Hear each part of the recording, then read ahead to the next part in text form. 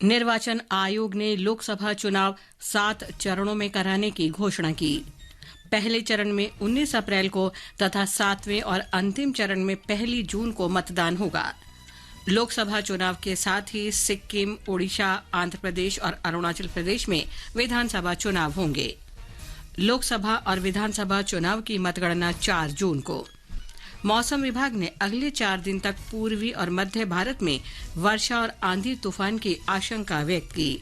और बर्मिंघम में all England open badminton championship के पुरुष सिंगल्स के सेमीफाइनल में लक्ष्य सेन का मुकाबला इंडोनेशिया के जोनाथन क्रिस्टी से।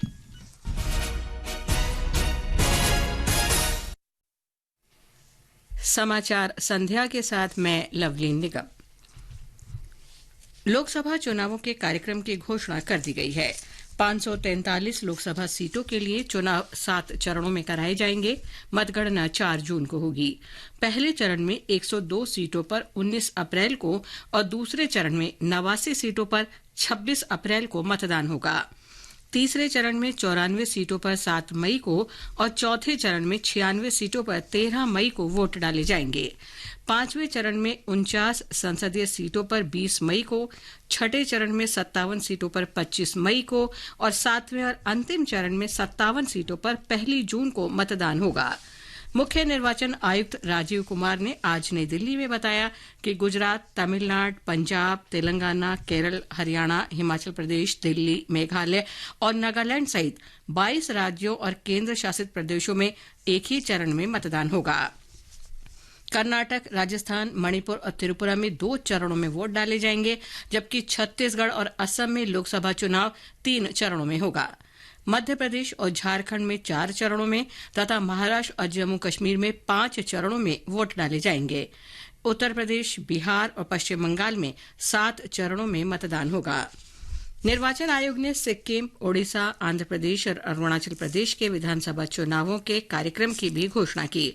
सिक्किम और अरुणाचल प्रदेश में 19 अप्रैल को और आंध्र प्रदेश में 13 मई को एक चरण में मतदान होगा। ओडिशा में 13, 20 और 25 मई तथा 1 जून को 4 चरणों में वोट डाले जाएंगे। बिहार, गुजरात, हरियाणा, महाराष्ट्र, झारखंड, उत्तर प्रदेश और त्रिपुरा में विधानसभा की 26 सीटों के उपचुनाव के लिए भी मतदान होगा। चुनाव कार्यक्रम की घोषणा के साथ ही चुनाव की आदर्श आचार संहिता लागू हो गई है। वर्तमान लोकसभा का कार्यकाल इस वर्ष 16 जून को समाप्त हो रहा है। मुख्य निर्वाचन आयुक्त ने बताया कि निर्वाचन आयोग भारतीय लोकतंत्र के सबसे बड़े पर्व के लिए पूरी तरह तैयार है। उन्होंने कहा कि बड़ी संख्या में युवा मतदाता पहली बार वोट डालेंगे। 96.8 crores are the total electors in the country, of which 49.7 crore are male and 47.7 crore are female.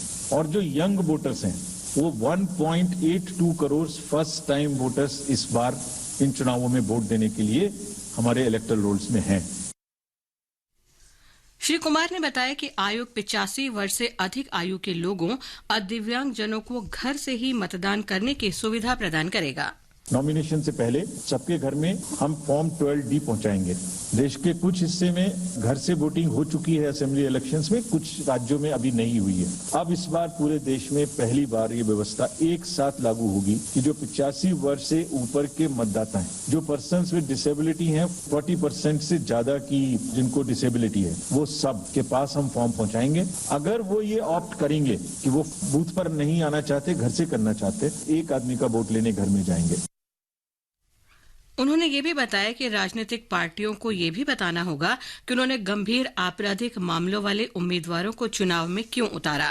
Shri Kumar ने कहा कि बाहुबल, धनबल, भ्रामक प्रचार और आदर्श आचार संहिता का उल्लंघन की चुनौतियों से निपटने के लिए आयोग ने सभी कदम उठाए हैं। मसिल पावर को कंट्रोल करने के लिए adequate number of CAPF would be diploid. 24/7 एक नया प्रयोग हम इस बार कर रहे हैं। वी आर एस्टेब्लिशिंग, हम बिल्कुल डिटरमिन्ड हैं इस बार मसिल पावर को कम करने के लिए। चुनावों में हिंसा का कोई स्थान होना नहीं चाहिए और ब्लड बाथ बिल्कुल नहीं होना चाहिए। जहां भी हिंसा बची है, चाहे वो प्री पोल हो, चाहे वो ड्यूरिंग कैंपेनिंग हो, चाहे वो पोस्ट पोल हो, we are committed to kind of be very very alive to this situation. और जो भी हमें सख्ती से करना होगा इसके लिए हम करेंगे ताकि ये प्रोविजन ना रहे। हर डिस्ट्रिक्ट में एक कंट्रोल रूम बनाया गया। उन्होंने बताया कि बाहुबल पर निगरानी रखने के लिए मतदान के दिन ड्रोन का इस्तेमाल किया जाएगा। स्वतंत्र और निष्पक्ष चुनाव सुनिश्चित करने के लिए 2100 प्रेक्षक तैनात किए जाएंगे। दिल्ली में 7 लोकसभा क्षेत्रों में 25 मई को मतदान होगा। इसके लिए अधिसूचना 29 अप्रैल को जारी की जाएगी। राजनीतिक दलों ने चुनाव कार्यक्रमों के घोषणा का स्वागत किया है। भाजपा के वरिष्ठ नेता और प्रधानमंत्री नरेंद्र मोदी ने कहा है कि भाजपा सुशासन के अपने रिकॉर्ड और सभी क्षेत्रों में किए गए कार्यों के आधार पर जनता के पास जाएगी। 10 वर्ष पहले जब उन्होंने कार्यभार ग्रहण किया था, तब कोई भी क्षेत्र घोटालों और गलत नीतियों से अछूता नहीं रह गया था। प्रधानमंत्री ने कहा कि 140 करोड़ जनता की शक्ति से राष्ट्र विकास के नए रिकॉर्ड बना रहा है और देश 5वीं सबसे बड़ी अर्थव्यवस्था बन गया है। श्री मोदी ने कहा कि करोड़ों लोगों को गरीबी से मुक्ति मिली है। उन्होंने कहा कि तीसरे कार्यकाल में गरीबी और भ्रष्टाचार के खिलाफ युद्ध और तेजी से जारी रहेगा। भाजपा अध्यक्ष जेपी नड्डा ने लोगों से बड़ी संख्या में मतदान करने और विश्व के सबसे बड़े लोकतंत्र के आधार को मजबूत करने का आह्वान किया। कांग्रेस अध्यक्ष मल्लिकार्जुन खड़गे ने कहा कि लोकसभा चुनाव भारत के लिए न्याय के द्वार खोलेंगे। उन्होंने कहा कि शायद ये लोकतंत्र बचाने का अंतिम अवसर होगा। आम आदमी पार्टी के नेता गोपाल राय ने कहा कि पार्टी इंडी गठबंधन के साथ पूरी ताकत से चुनाव लड़ेगी। लोक निर्णय 2024 आम चुनावों पर विशेष कार्यक्रम कल शाम 7 बजे और पुनर्प्रसारण रात 9:30 से आकाशवाणी गोल्ड पर। चुनावी गतिविधियों की खबर, देश के हर अंचल पर नजर, विशेषज्ञों की राय और विश्लेषण। दुनिया के सबसे बड़े लोकतंत्र के चुनावी पर्व में सुनिए लोक प्रसारक के साथ लोक निर्णय 2024।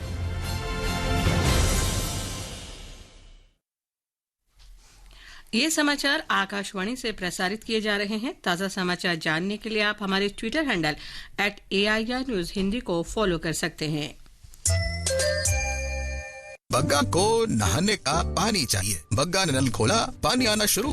ऐसे ही विमला को धुलाई, सावित्री को सफाई और रघु को सिंचाई के लिए पानी चाहिए। पर कभी सोचा है कितना सारा पानी आता कहाँ से? अब आप कहेंगे कि जमीन के नीचे से। आगे भी जमीन के नीचे से ऐसे ही पानी आए, इसके लिए इस बारिश से पहले ही वर्षा जल संचयन की व्यवस्था करें। तालाबों, पोखरों और नालियों को साफ करके वर्षा जल संचयन अभियान कैच द रेन का हिस्सा बने। जल शक्ति मंत्रालय, भारत सरकार द्वारा जनहित में जारी। ये आकाशवाणी है। भाजपा के वरिष्ठ नेता और प्रधानमंत्री नरेंद्र मोदी ने लोकसभा चुनाव के दौरान भ्रष्टाचार खत्म करने और विकास लाने के लिए जनता से समर्थन मांगा है। श्री मोदी ने आज कर्नाटक के कलबुर्गी में एक जनसभा में कहा कि कर्नाटक में आयुष्मान भारत योजना के अंतर्गत 80 लाख लोगों को लाभ हुआ है। पहले पैसों की कमी के कारण घर की महिलाएं, घर के बुजुर्ग अपनी बीमारियां छिपाते थे, बच्चों को भी नहीं बताते थे, क्योंकि उनको डर रहता था कि ये बीमारी का पता चल जाएगा, अस्पताल में जाना पड़ेगा और इतना बड़ा खर्च हो जाएगा कि बच्चे कर्ज में डूब जाएंगे। लेकिन बीते कुछ सालों में आयुष्मान योजना लाकर हमने लोगों को इस चिंता से मुक्त कर दिया। श्री मोदी ने बताया कि 75 लाख परिवारों को जल जीवन मिशन के माध्यम से नल से जल मिला है। उन्होंने कहा कि उज्ज्वला योजना से 40 लाख से अधिक महिलाओं को रसोई गैस कनेक्शन मिला। प्रधानमंत्री आवास योजना से 8 लाख लोगों को घर मिला। कांग्रेस अध्यक्ष मल्लिकार्जुन खड़गे ने आज बेंगलुरु में चुनाव वायदों की घोषणा की। पार्टी के प्रदेश अध्यक्ष डीके शिवकुमार और मुख्यमंत्री सिद्धरमैया की उपस्थिति में पत्रकारों को संबोधित करते हुए उन्होंने कहा कि कांग्रेस ने मतदाताओं से जो वायदे किए हैं उनमें श्रमिक न्याय और हिस्सेदारी न्याय शामिल है। श्री खड़गे ने कहा कि कांग्रेस लोकसभा चुनाव के दौरान चुनाव घोषणा पत्र में 15 गारंटी की घोषणा करेगी। आज उन्होंने चौथी और 5वीं गारंटी की घोषणा की। दिल्ली की एक अदालत ने भारत राष्ट्र समिति BRS की नेता के कविता को दिल्ली आबकारी नीति मामले में 23 मार्च तक प्रवर्तन निदेशालय के हिरासत में भेज दिया है। निदेशालय ने सुश्री कविता को कल गिरफ्तार किया था। उन पर दिल्ली आबकारी नीति मामले में आम आदमी पार्टी के शीर्ष नेताओं के साथ साजिश रचने का आरोप है। दिल्ली की राउज एवेन्यू अदालत ने आज मुख्यमंत्री अरविंद केजरीवाल को अग्रिम जमानत दे दी। आबकारी नीति घोटाले मामले में प्रवर्तन निदेशालय ईडी के समन की अनदेखी के कारण उनकी गिरफ्तारी की आशंका के बीच ये जमानत दी गई है। निदेशालय ने अदालत को बताया कि मुख्यमंत्री ने धन शोधन रोकथाम अधिनियम के अंतर्गत जारी 8 समन की अनदेखी की है। ये समाचार हमारी वेबसाइट newsonair.gov.in और हमारे mobile app news on AIR पर भी उपलब्ध हैं।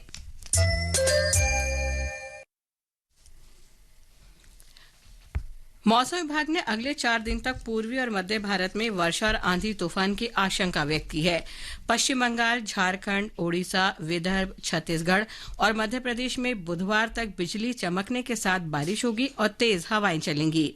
अगले 6 दिन तक पश्चिम बंगाल और पूर्वोत्तर भारत के तराई क्षेत्रों में हल्की वर्षा और बर्फबारी होने की संभावना है। बृहस्पतिवार तक जम्मू कश्मीर, लद्दाख और हिमाचल प्रदेश में हल्की वर्षा और बर्फबारी का अनुमान है। सरकार नव भारत साक्षरता कार्यक्रम के अंतर्गत कल 23 राज्यों में आधारभूत साक्षरता और संख्या ज्ञान आकलन परीक्षा कराएगी। शिक्षा मंत्रालय ने कहा है कि करीब 37 लाख विद्यार्थी इस महत्वपूर्ण राष्ट्रव्यापी आकलन परीक्षा में शामिल होंगे। आकलन परीक्षा में 3 विषय पाठन, लेखन और संख्या ज्ञान शामिल हैं।